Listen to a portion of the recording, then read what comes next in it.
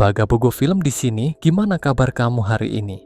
Pada kesempatan yang santai ini, gue akan menceritakan sebuah alur film yang bikin kamu lebih baik, jadi jangan lupa subscribe ya. Jadi langsung aja kita simak ke alur cerita filmnya. Go, go, go, go.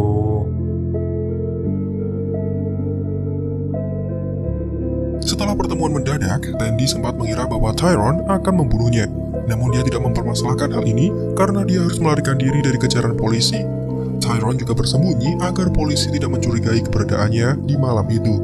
Tandy kemudian kembali ke rumah ibunya. Dia membersihkan luka dan ibunya memergokinya. Siapa sangka setelah pertikaian mereka beberapa waktu lalu, Tandy masih berani mendatangi kediaman ibunya. Meski begitu, ibunya terlihat peduli ketika anaknya mendapatkan luka hingga mengeluarkan darah. Di tempat lain, detektif O'Reilly menemui Rick Hutton yang sedang dirawat di rumah sakit. Dia memberikan beberapa pertanyaan, tapi pria itu berbohong dengan setiap jawabannya. Detektif bahkan menyadari adanya luka goresan kuku di wajahnya, yang biasanya menjadi luka pertahanan. Petugas yang menemukannya saat malam kejadian bahkan menyadari bahwa ikat pinggangnya terlepas. Namun Rick Hutton tetap berdalih dan menyuruh detektif untuk pergi karena dia ingin beristirahat. O'Reilly kemudian mendatangi kediaman dari ibu Tandy. Dia mencari anaknya, tapi sang ibu dengan berani menutupi keberadaannya. Ketika detektif itu ingin masuk, pacar ibu Tandy kemudian melarangnya, karena dia tidak memiliki surat perintah khusus untuk masuk ke dalam properti milik orang lain.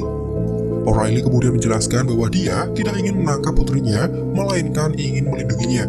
Ini dikarenakan sejumlah bukti yang baru saja dia temukan, seperti luka cakaran dan ikat pinggang yang terlepas seakan menandakan kemungkinan tindak pemerkosaan. Sementara Tandy sendiri hanya bisa mendengarkan perkataan itu secara diam-diam dari kejauhan. Sebelum pergi, detektif itu sudah meninggalkan kartu nama, namun Tandy sudah melarikan diri setelah mendengarkan ungkapan dari O'Reilly. Tandy yang merasa bingung kemudian memutuskan untuk melarikan diri dengan keluar kota. Dia masuk ke dalam bis, namun malah mengalami kejadian mengejutkan. Tiba-tiba kondisi menjadi sepi seakan dia berpindah dimensi. Rupanya, Tandy mendapatkan sebuah pandangan yang memperlihatkan bagaimana masa lalu tragis yang dialami oleh Tyrone. Sementara itu di tempat lain, Tyrone sedang berserah diri kepada Tuhan. Dia bingung dengan semua kejadian aneh yang akhir-akhir ini menimpanya. Tiba-tiba Evita datang dan dia mendengarkan ketika Tyrone berucap bahwa dia seolah-olah sedang dikutuk. Maka dari itu, sepulang sekolah Evita mengajak Tyrone untuk membersihkan kutukan yang ada di dalam tubuhnya. Ternyata, Tyrone diminta untuk mengikuti tur sebuah wisata yang bertemakan voodoo. Evita sendiri menjadi pemandu wisatanya, dan dengan lugas dia menjelaskan setiap tempat yang berhubungan dengan sejarah voodoo di New Orleans kepada para wisatawan. Di tengah jalan, Evita menjelaskan bahwa penganut voodoo sering berkumpul di salah satu situs. Mereka akan melaksanakan ritual suci untuk perlindungan, bimbingan, dan pembersihan diri dari kutukan. Inilah alasan kenapa Evita mengajak Tyrone setelah dia mendengar bahwa remaja itu merasa seolah sedang dikutuk. Singkat cerita, setelah serangkaian lokasi mereka kunjungi, tur ini kemudian berakhir di pusat pernak-pernik dan oleh-oleh bertemakan voodoo. Evita kemudian menjelaskan bahwa ini adalah usaha turun-temurun dari keluarganya yang dimanfaatkan untuk menopang kehidupannya. Evita kemudian membawa Tyrone kepada bibinya. Wanita itu kemudian mencoba menerawang apakah benar Tyrone memiliki kutukan di dalam tubuhnya. Namun bibinya bingung dengan kondisi Tyrone. Dia menyebutkan remaja itu memiliki sebuah harapan, tapi juga ketakutan di dalam tubuhnya.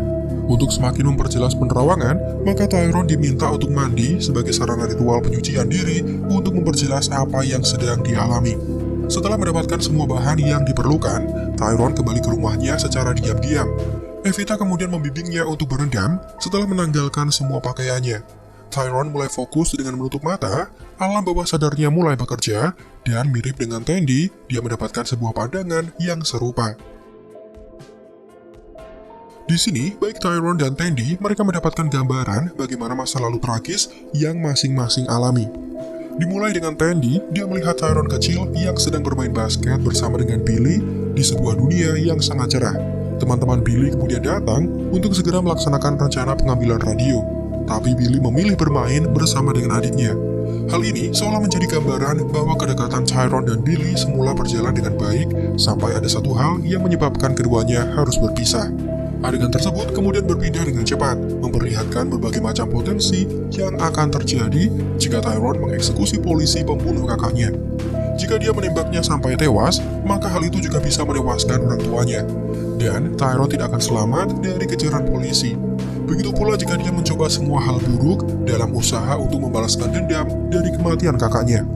Untuk itu, Tandy memberikan pilihan dengan menyerahkan belati Light Force miliknya, di mana belati itu berubah menjadi borgol yang bisa dimanfaatkan untuk menangkap polisi pembunuh kakaknya. Lalu dia bisa menyerahkannya ke pihak yang berwenang. Kemudian dalam pandangan Tyrone, dia melihat Tandy kecil yang sedang menari balet, tapi di atas atap Roxxon Corporation. Berlawanan dengan penglihatan Tandy, dunia di sini sangatlah gelap. Tiba-tiba ada sengatan listrik dari lampu perusahaan itu yang bisa mengenai Tandy kecil jika Tyrone tidak menyelamatkannya. Ini seolah menjadi gambaran bahwa kehidupan Tandy hancur akibat perbuatan dari Roxxon Corporation. Adegan kemudian berpindah dengan memperlihatkan ayah Tandy yang dibunuh oleh rekannya sendiri tanpa Tandy bisa mencegahnya. Sama seperti penglihatan sebelumnya, hal itu terus-menerus berulang tapi berakhir dengan hasil yang sama. Hingga Tyrone mencegah Tandy agar tidak melarikan diri tiap kali dia mendapatkan masalah. Dari sini kita bisa mengambil kesimpulan bahwa pada dasarnya dua remaja ini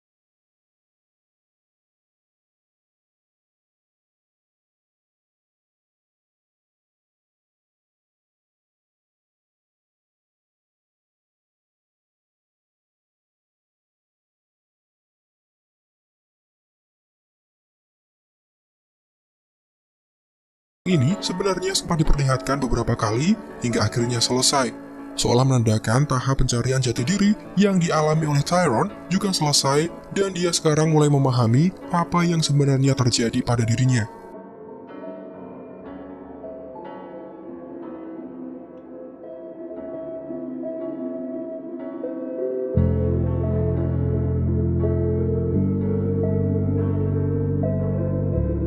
Wanita itu kemudian memajang patung Tyrone bersama dengan patung-patung lain yang tentu masih berhubungan dengan kepercayaan voodoo.